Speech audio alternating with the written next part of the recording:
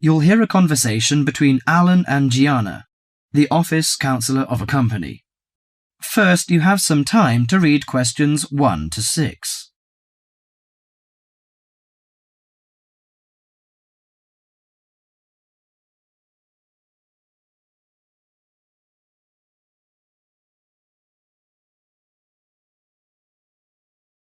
Now listen to the conversation and answer questions 1 to 6. What's up, Gianna? You look like you're in bad shape. Yes, maybe I'll get sick leave from the boss and finally catch up on some sleep.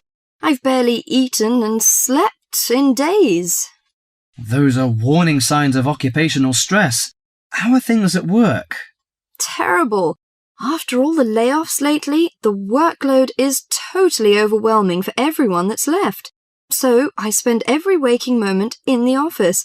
I'm kept busy all the time. So you need to take a few minutes break every so often to clear and refresh your mind. But my boss will complain I'm not hard-working. She's so capricious that you can't predict her reaction sometimes. Maybe your boss just doesn't have a clue about how much you're really doing. Keep her updated on your achievements and projects. Also insist that she prioritize everything so you can manage your time better. That's right. I suppose that would help me regain some sense of control, but I'm afraid that she'll take that as a sign of laziness and give me the axe. So take the initiative and hit the job hunting trail now. You'll be surprised at how many opportunities are out there. That's encouraging. Anyway, you should cheer up and get rid of the situation. You know, according to a survey, about 40% of all people find their work very stressful, and 25% develop mental or physical diseases.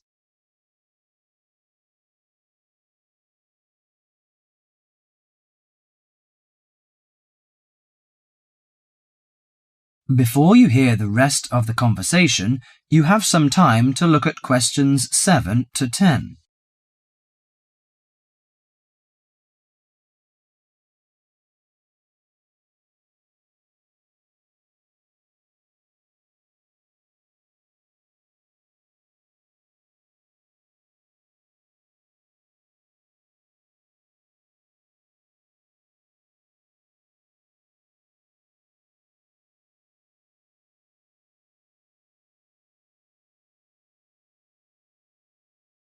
Now listen to the conversation and answer questions 7 to 10. So serious? I didn't know that. How do the problems start? You know, they start when conflicts at work induces stress. Your body reacts by flooding the bloodstream with hormones that tense up your muscles and increase your blood pressure. This is meant to save you in a fight or flight situation, but leads to a host of illnesses, ranging from insomnia and headaches to heart attacks, when it occurs regularly over an extended period of time. What should I do to prevent such things happening? Well, most occupational stress is attributed to a recognized lack of control. You should act in advance to relieve the problems. For example, you should actively pursue career opportunities rather than quietly worry about getting fired. Of course, you can't control everything, so you need to help your mind and body cope. Keep a journal to release your frustrations, take short walks to calm down, or if necessary, simply take a mental health day. That is the end of part 1. You now have half a minute to check your answers.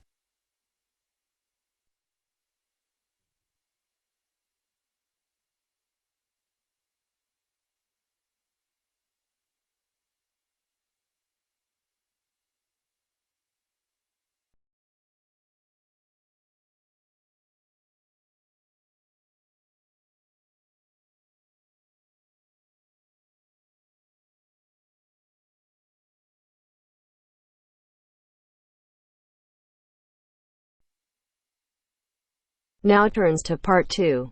Part 2. Listen to the conversation between the woman and the man and answer the questions. First, you have some time to look at questions 11 to 17.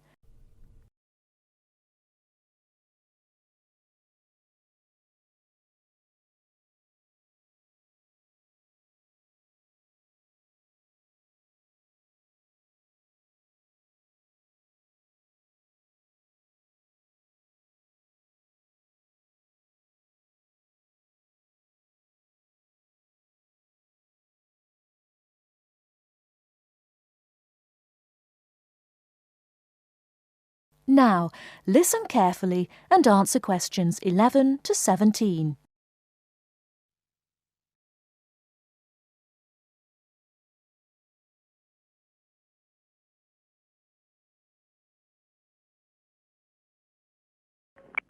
Hello, Paraglider's Paradise. How can I help you?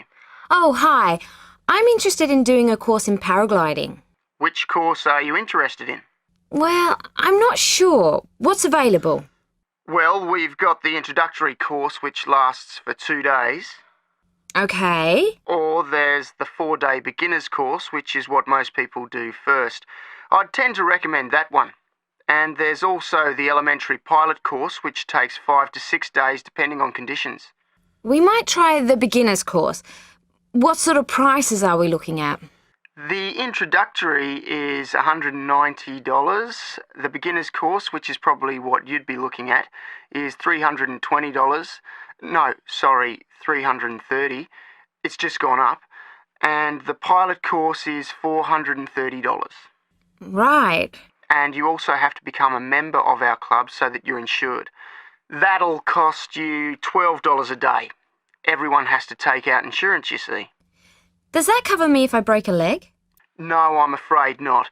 It's only third party and covers you against damage to other people or their belongings, but not theft or injury. You would need to take out your own personal accident insurance. I see. And what's the best way to get to your place? By public transport, or could we come by bike? We're pretty keen cyclists. It's difficult by public transport, though there is a bus from Newcastle. Most people get here by car, though, 'cause we're a little off the beaten track. But you could ride here, okay? I'll send you a map. Just let me take down a few details. What's your name? Maria Gentle. And your address, Maria? Well, I'm a student staying with a family in Newcastle. So it's care of... Care of Mr. and Mrs. McDonald. Like the hamburgers? Yes, exactly. McDonald. The post office box address is probably best. It's P.O. Box 676, Newcastle. Is there a fax number there? Because I could fax you the information. Yes, actually there is. It's 0249, that's for Newcastle, and then 775431. Okay, now if you decide to do one of our courses, you'll need to book in advance and to pay when you book. How would you be paying? By credit card, if that's okay. Do you take Visa? Yes, fine. We take all major cards, including Visa. Okay then. Thanks very much. The girl is telling her friend about the course. Before you hear the rest of the talk, you have some time to look at questions 18 to 20.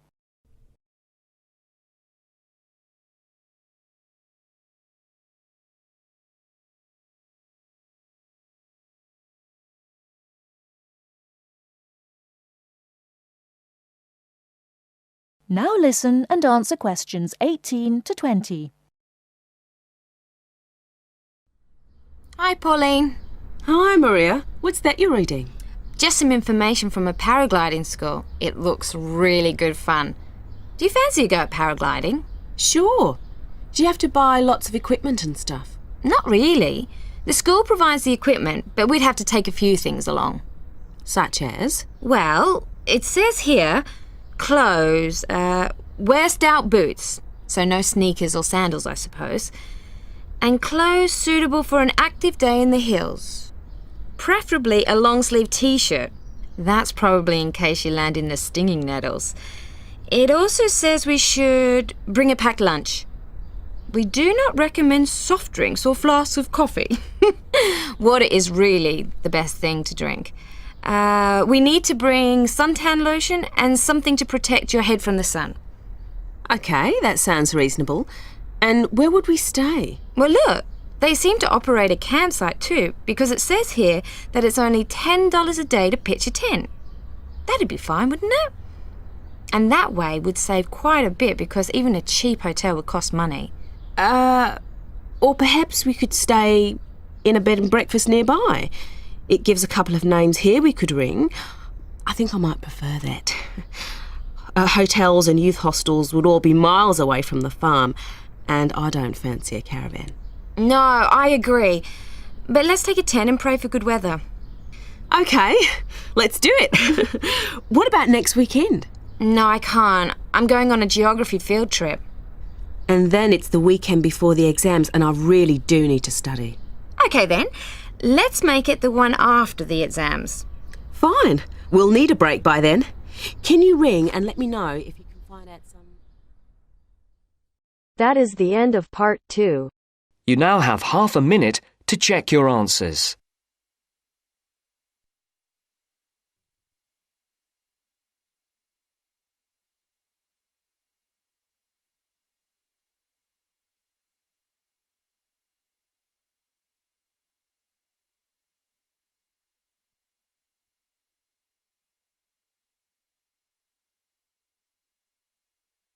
Now turns to part 3. Part 3. You are going to hear a tape recording of instructions and advice, which a woman called Martha has left for her friend John, who is coming to stay at her house and take care of it while she is away. First, you have some time to look at questions 21 to 24.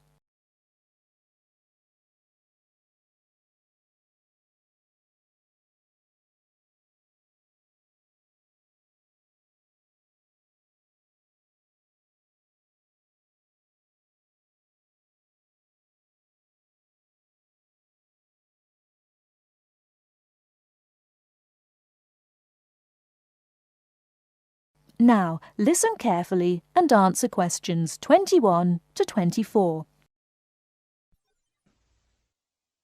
Hello, John. Welcome to the house. I'm really pleased that you can be here to look after my house while I'm away. Here are some things you need to know about the house. Important stuff like when the garbage is collected. In fact, let's start with the garbage, which is collected on Friday.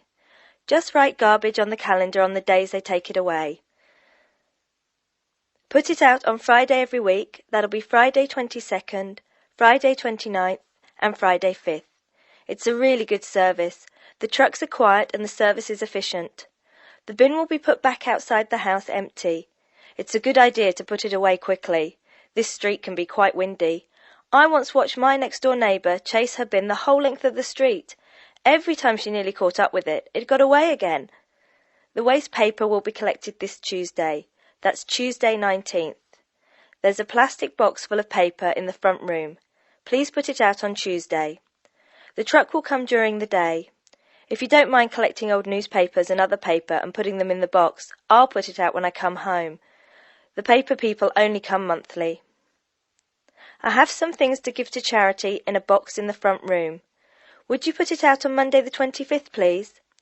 It's a box of old clothes and some bed linen which I've collected, plus a few other bits and pieces. Be careful when you pick it up, because it's heavier than you might expect. The charity truck will come by during the day on the last Monday of the month. If you want to use the library, you'll find it on Darling Street. I've left my borrower's card near the telephone. It has a very good local reference section if you want to find out more about this city. I'm sorry to say we don't have a cleaner. Oh yes, filters. Please would you change the filters on the washing machine on the last day of the month, which is Sunday the 31st.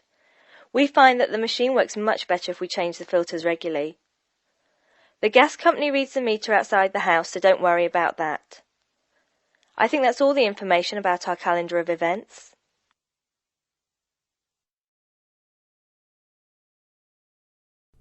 Before you hear the rest of the talk, you have some time to look at questions 25 to 30.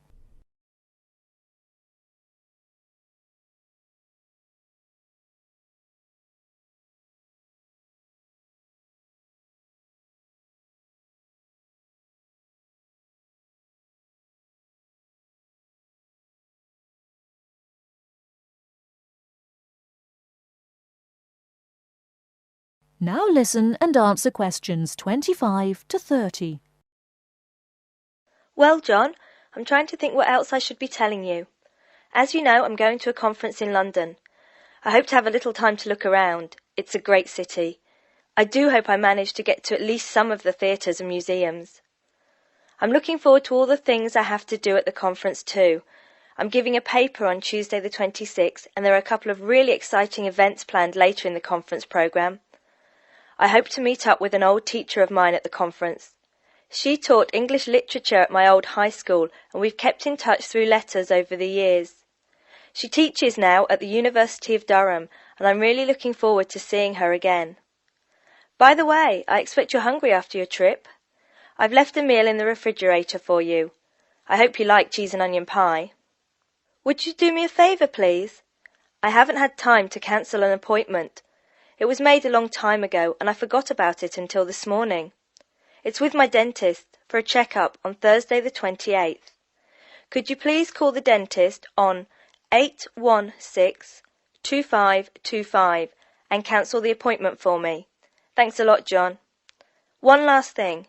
When you leave the house, make sure the windows and doors are shut and set the burglar alarm. The alarm code number is 9120, enter. Have fun. I'll see you when I get back. This is your friend Martha saying goodbye. That is the end of part 3. You now have half a minute to check your answers.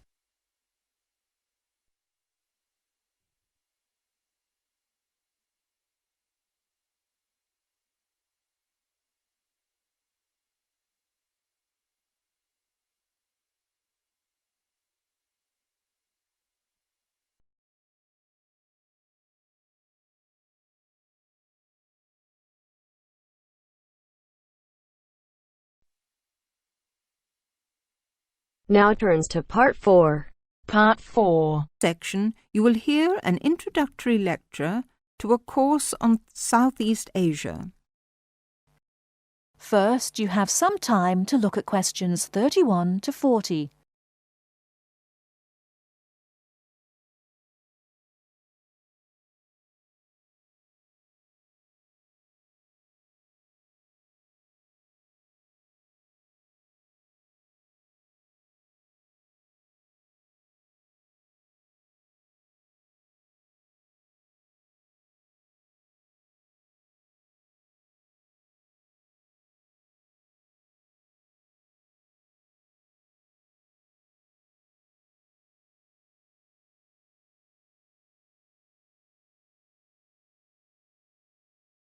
Now listen carefully and answer questions 31 to 40.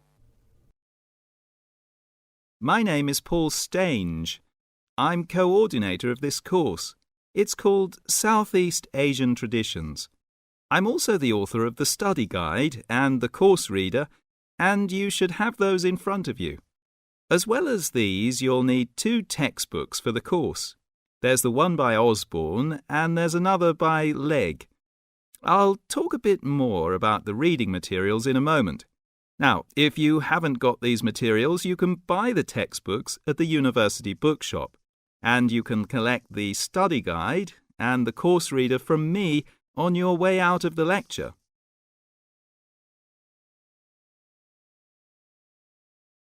The purpose of this lecture is simply orientation. What I'm going to do is introduce myself, talk you through the course, and give you some additional advice, apart from what's contained in the study guide, on dealing with the various assignments for the course.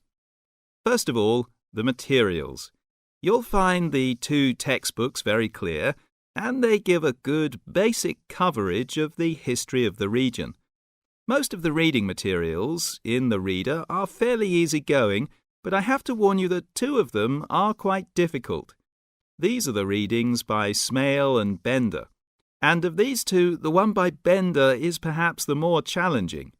But don't let that put you off, because understanding these 2 readings is important to help you develop a clearer understanding of the cultures. In other words, they'll help you acquire greater sensitivity to the differences between the various cultures in the region.